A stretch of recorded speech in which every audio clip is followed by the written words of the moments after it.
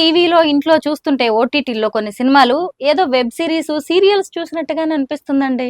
ఏమండి ఇప్పుడు అదే చెప్తున్నాను. ఇంత డబ్బుని సెల్లో చూస్తే ఆ డబ్బే గాని ఉంటుంది. ఉమ్, అంత డబ్బుని స్క్రీన్ మీద చూస్తే ఉమ్, అమ్మా అనేది ఒక ఫీలింగ్ ఉంటుంది. అంతే కదా, ఏదైనా పెద్దదిగా చూడటానికి అంత చిన్నగా చూడటానికి తేడా ఉంటుంది కదా. కరెక్టే. ఆ డిఫరెన్స్ అనేది అంటే కోవిడ్ తర్వాత మారిన పరిస్థితులు కదండి అంతేనండి. ఇవన్నీ. ఎందుకంటే కోవిడ్ లో అందరికి చేతిలో సెల్ తప్పించి వేరేం పని లేదు. ఎందుకంటే ఏం పని లేదు. లేదు. పని పని లేనప్పుడు లేదు. ఇంక ఇదే పని. ఉమ్, అది పని లేనప్పుడు ఇంకెవరిని ఉమ్, ఏమో అనలేం. పని అది కాక ఏంటంటే ఆ కోవిడ్ లో ఖాళీకి కూర్చోకుండా ఉమ్. ఇంకా టిక్ టాక్ లని రీల్స్ అని Yes. ఇవన్నీ స్టార్ట్ అయిపోయి హెవీ టాలెంట్స్ అంతా కామన్ బయటకు మ్యాన్ కూడా సెలబ్రిటీ అయిపోయాడు కదండి. హెవీ టాలెంట్స్ అంతా బయటకు వచ్చేసారు. అవును. అవును. ఈ టాలెంట్స్ అంతా బయటకు వచ్చినప్పుడు ఏంటంటే అసలు టాలెంట్స్ అన్ని కొట్టుకెళ్ళిపోయింది. అవును నిజమే, అంతే కదా. ఇప్పుడు సాయి కార్తిక్ గారు లాంటి ఇంత పెద్ద మ్యూజిక్ డైరెక్టర్ ఎదురుగా ఉన్నా నేనేం తక్కువ, నేను ఒక రీల్ చేస్తే నాకు లక్షల్లో మిలియన్స్ లో వ్యూస్, నేను సెలబ్రిటీనే అని అనేది స్టేజ్ వచ్చేసిందండి నిజంగా. ఇప్పుడు చిన్నప్పుడు ఒక మ్యూజిక్ డైరెక్టర్ ని కలవాలన్నా ఒక ఉమ్, చూడాలన్నా ఎంతో భక్తిగా అమ్మో అవునా అయ్యో ఆయన అన్నట్టు ఉండేది. ఇప్పుడు చాలా ఈజీ. ఓ ఈయనేనా అన్న, అమ్మో ఆయనకి ఓహో ఈయనేనా అనడానికి ఎంత డిఫరెన్స్ ఉంది. నిజమేనండి. అది అంటే వచ్చేసింది. నిజంగా కూడా ఈ మధ్య మీరు గమనించారా, ఈ ఎలక్షన్స్ టైంలో కూడా ప్రధానమంత్రి లాంటి వాళ్ళు కూడా సోషల్ మీడియా ఇన్ఫ్లుయెన్సర్స్ మీద డిపెండ్ అవ్వాల్సిన పరిస్థితి వచ్చింది. అయిపోయింది. ఎందుకంటే ఇంకా అదే ఇంకా ఆ, అంటే ఫుల్ ఫ్లెడ్జ్డ్ గా సెల్ అయిపోయింది లైఫ్. ఉమ్, లైఫ్ లో ఎవరున్నా లేకపోయినా సెల్ ఉండాలి. కరెక్టే. ఎవరు లేకపోయినా కూడా పర్లేదు, సెల్ మటుకుండా సెల్ అది ఉండాలి మటుకు అనేది. అయిపోయింది. అవును. Yeah. మొత్తానికి బాగా కాన్ఫిడెన్స్ గా ఉన్నారు కదా, ఈ సినిమా మాత్రం హిట్ కొడుతుంది. నేనైతే ఎవరైనా చూసారండి సినిమా పెద్దలు ఈ చూసారండి, సినిమాని? చూసారు కొంతమంది. అంటే మంచి క్రిటిక్సే చూసారు. ఉమ్, ఓకే, ఎందుకంటే సినిమాని బోర్ కొట్టించలేదండి. నేను ఎప్పుడు చెప్తాను అంటే హిట్ ఫట్ మన చేతిలో లేదండి, మన yes అండి. ప్రయత్నమే. నేనైతే ప్రయత్నం చేశాం. ఎందుకంటే చూసిన వాళ్ళ వరకు ఏమన్నారంటే సూపర్ గా తీసావు అంటే. వాళ్ళు అడిగిన క్వశ్చన్ ఎందుకు స్టార్ ను పెట్టుకోలేదు అంటే, స్టార్ ను పెడితే ఇప్పుడు ఇప్పుడు ఈ బ్యాగ్ మీది అని తెలిస్తే ఇంకా నాకు ఆశ్చర్యం ఏముంది. అవును. ఇక్కడ బ్యాగ్ పెట్టినప్పుడు మన నలుగురిలో ఎవరిది అనేది తెలిస్తేనే మనకి ఉమ్, అప్పుడు ఒక సస్పెన్స్ ఉంటుంది ఎవరిదో. ఒకవేళ ఇప్పుడు అక్కడ బ్యాగ్ ఉంటుంది, నాదనుకోని మీరు కొమ్ముంటారు, మీదనుకోని ఆయన కొమ్ముంటాడు, ఆయన అనుకోని ఈయన కొమ్ముంటాడు. అవును. అప్పుడు ట్విస్ట్ ఉంటుంది కథలో. కరెక్ట్. అంతేగాని కన్ఫామ్ గా అది మీదే అని తెలిస్తే ఇంకా నాకేముంది ట్విస్ట్. అవును. అలా ఏంటంటే అలానే ఆలోచించి చేశాను ప్రాజెక్ట్ ని. ఏంటంటే ఓకే. చేశాను ప్రాజెక్ట్ అయితే బాగా చేసాం. చూసిన ప్రతి ఒక్కళ్ళు ఏంటంటే ఓకే కాబట్టి సినిమా అయితే బాగా తీసావు, సినిమా భలే ఉంది, పాయింట్ గా ఉంది. ఎందుకంటే 14th మినిట్ నుంచి స్టార్ట్ అయితే లాస్ట్ వరకు సీట్ ఎడ్జ్ లో కథ రన్ అవుతూ ఉంటుంది. డబ్బు డబ్బు డబ్బు అని ఈ టెన్షన్ ఉన్నప్పుడు ఏంటంటే నేను నమ్ముతున్నా ఇంకా ఆడియన్స్ అందరు నన్ను బ్లెస్ చేస్తే చాలు. హీరో రాజ్ తరుణ్ తో 2 సినిమాలు తీశారు కదా మీరు. అవునండి. ఆ 2 సినిమాల గురించి ముందు మాట్లాడుకుందాం మనం. నేను ఇవాళ మిమ్మల్ని చాలా క్వశ్చన్స్ అడగాలి. ఇప్పుడు ఒక ట్రెండింగ్ విషయానికి సంబంధించి నాకున్న పేరే కాంట్రవర్సీకి పోడు సాయి. తెలుస్తుంది అసలు. కూల్ అనేది కూల్ కార్తీక్ మీరు. సాయి కార్తీక్ కాదు, కూల్ కార్తీక్. చెప్పండి. 2 సినిమాలు తీశారు కదా, 2 హిట్లే, 2 హిట్సే. ఆ సినిమా గురించి చెప్పండి. ఆ ఈడో సినిమా రకం ఆడో రకం. ఒకటి అసలు కోడి పాట నాకు పెద్ద హిట్. పాడుకుందామా? కోడి పుంజులు విడ నాకు లిరిక్స్ గుర్తుండవండి. పెద్ద హిట్ సాంగ్ అది. అది అసలు ఆ ఇయర్ ఊపేసింది పాట. ఆ సాంగ్ ఒకటి నాకు అంటే ఈడో రకం ఆడో రకం సినిమానే బ్లాక్ బస్టర్ హిట్, పెద్ద హిట్ అయింది. అది రాజ్ తరుణ్ తో నేను చేసిన సినిమా. ఇంకోటి అసలు వండర్ గా జరిగిన ఆఖరి నిమిషంలో జరిగింది. రాజ్ తరుణ్ గారికి పెద్ద మిలియన్స్ లోకి వెళ్ళిన పాట లవర్ సినిమాలో నాలో చిలిపి కల నీలా ఎదురైందా ఏవో వలపు వల నన్నే మార్చిందా. ఈ సాంగ్ అసలు నెక్స్ట్ లెవెల్ అంటే మిలియన్స్ కి వెళ్ళిపోయింది. అది ఏంటంటే సడన్ జాయిన్ నేను రాజు గారి దిల్ రాజు గారి బ్యానర్ అది. మొత్తం హిందీ మ్యూజిక్ డైరెక్టర్స్ అంతా చేశారు, హిందీ మలయాళం అంతా చేశారు. లాస్ట్ గా నేను యాడ్ అయ్యి ఆ సాంగ్ చేశాను. కట్ చేస్తే ఆ సాంగ్ కొట్టేసింది. అది రాజ్ తరుణ్ కి అసలు పెద్ద హిట్ సాంగ్. మంచి సూపర్ హిట్. అవునవును. 2 సినిమాలకి మీరు వర్క్ చేశారు. అబ్బాయితో మీకు కొంత పర్సనల్ ర్యాప్ ఉంటుంది. సినిమాలు కదా ఇంకా కంటిన్యూ కలుస్తాం కదా. ఈడో రకం ఆడో రకంలో బాగా టూర్స్ గీస్ అంతా చేసి బాగా కలిసాం, బాగా ఫ్రెండ్. ఏమనిపిస్తూ ఉండేది రాజ్ తరుణ్ ని మీరు కలిసినప్పుడు? వెరీ గుడ్ అండి, వెరీ గుడ్. అంటే తను అసలు అలా వచ్చి అసలు అలా హిట్లు కొట్టేసి దెబ్బకి ఎక్కేసిన ఒక హీరో అండి. అంటే అదేనండి ఇక్కడంతా ఒక అంటే నేను బాగా నమ్ముతాను ఇండస్ట్రీలో ఒక టైం అండి. ఒక్కొక్కరికి ఒక్కొక్క టైం. ఇప్పుడు అందరిలో మ్యూజిక్ డైరెక్టర్స్ లో కూడా అందరిలో ఉంటుంది, ఆ గ్యాప్ ఉంటుందండి. ఇప్పుడు నేను 30 మూవీస్ చేసినప్పుడు అప్పుడు నేను ఫుల్, ఇప్పుడు వేరే వాళ్ళు చేస్తుంటారు, మళ్ళీ మన టైం కోసం మనం వెయిట్ చేస్తాం.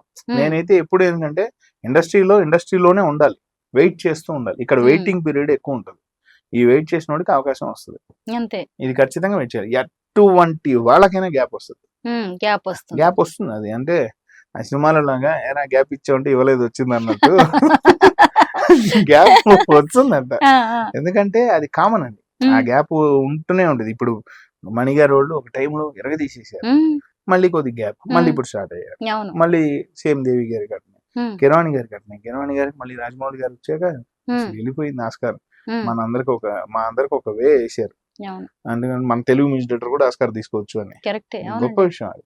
నేను పెట్టాను కిరవాణి గారికి ఆ మెసేజ్ కూడా, సార్ మీరు నాకు తెలుసు అని చెప్పడం గొప్ప విషయంగా ఉంది.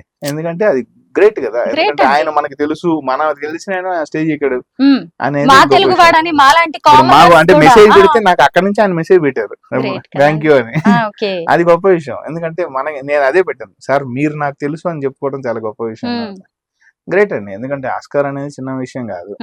రెహమాన్ గారు తెచ్చాక మురిసిపోయాం, తర్వాత మన తెలుగు ఆయన తీసుకొచ్చారు.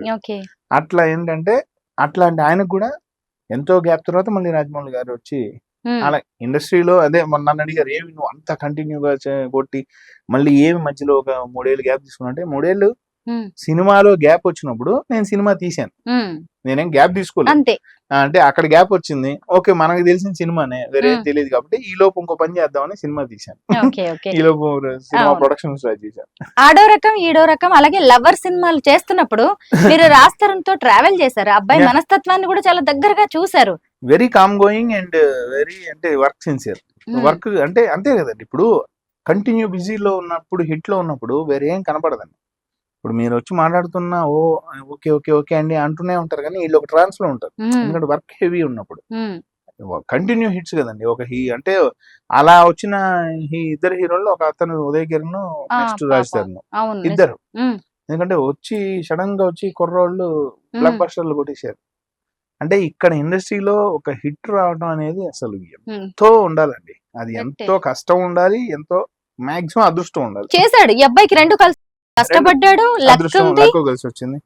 ఎప్పుడైనా పర్సనల్ ఇష్యూస్ ఏమైనా మీతో షేర్ చేసుకునేవాడా ఫ్యామిలీకి సంబంధించి? నాకు అంత క్లోజ్ ఏం కాదు, అంటే జస్ట్ బాగా మూవీ వరకేనండి. బేసిక్ గా నాదే ప్రాబ్లం, నేను ఎక్కువ ఎవరితో కాలం నేను వెళ్తాను, ప్రాజెక్ట్ చేసుకుంటాను, వెళ్ళిపోతాను. ఇప్పుడు మీరు అన్న ఇప్పుడు ఆ టైం 14 సినిమాలు అంటే ఇంకా నేను ఎక్కడ ఆగేది లేదు.